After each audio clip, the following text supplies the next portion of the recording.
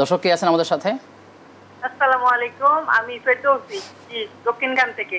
জি বোন ফেরদৌসি, প্রশ্ন। আমার প্রথম প্রশ্ন হলো, আমি 2000 সনে হজ করেছি।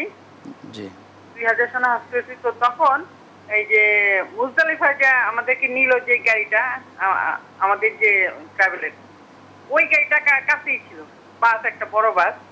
এখন ওইখানে তো জানি যে নিচে মাটিতে শুতে হবে, কিন্তু আমি বেশ কিছুক্ষণ মাটিতে থাকার পরে আমি গাড়িতে যে ঘুমাইছিলাম।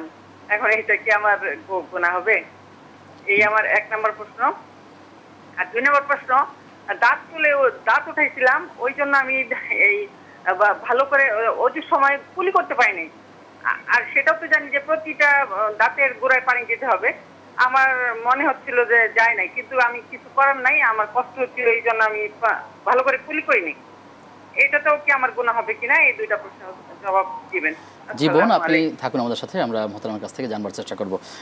মুজদালিফায় অবস্থান করা, মুজদালিফায় অবস্থান করা হচ্ছে ওয়াজিব। জি ওয়াজিবটা হচ্ছে ফজর ওয়াক্ত থেকে শুরু করে এবং সূর্য উদয় হওয়ার পূর্ব মুহূর্ত পর্যন্ত যে কোনো রাত্রি যাপন করা কোনো একটি অংশ, এটা ওয়াজিব। এখন সেটা আপনি কিভাবে অংশগ্রহণ করেছেন, অবস্থান করেছেন, যে আপনি বলছেন বাসে, কখনো তিনি যে পরিবহনে ছিলেন সেই পরিবহনে থেকেছেন, আবার মাটিতেও সামান্য থেকেছেন আর কি। এখন এটা হবে, ঠিক হয়েছে কিনা?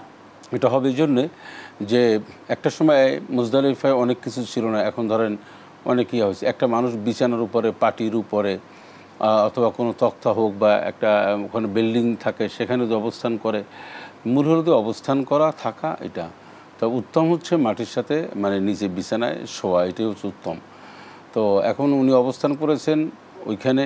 এখন যদি কেউ না ঘুমায়, ঘুমানটা মানে শর্ত না, শর্তটা অবস্থান করা, শুয়ে থাকা, এটাই হলো। এখন একজন মানুষের ঘুম হয়নি, এর অর্থ কি এই যে তা না, অসুবিধা নেই। আশা করি যে আল্লাহ তাআলা তাকে মাফ করবেন এবং এর জন্য কোনো ভুল ত্রুটি হতে হবে না।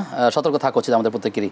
আর বোনের একটা প্রশ্ন ছিল, তিনি দাঁত তোলাবার কারণে তিনি পরিপূর্ণভাবে কুলি করতে পারেন নাই। তার মনের মধ্যে একটা চিন্তা রয়ে গেছে যে সঠিকভাবে উযুটা হলো কিনা, কি করা উচিত আসলে?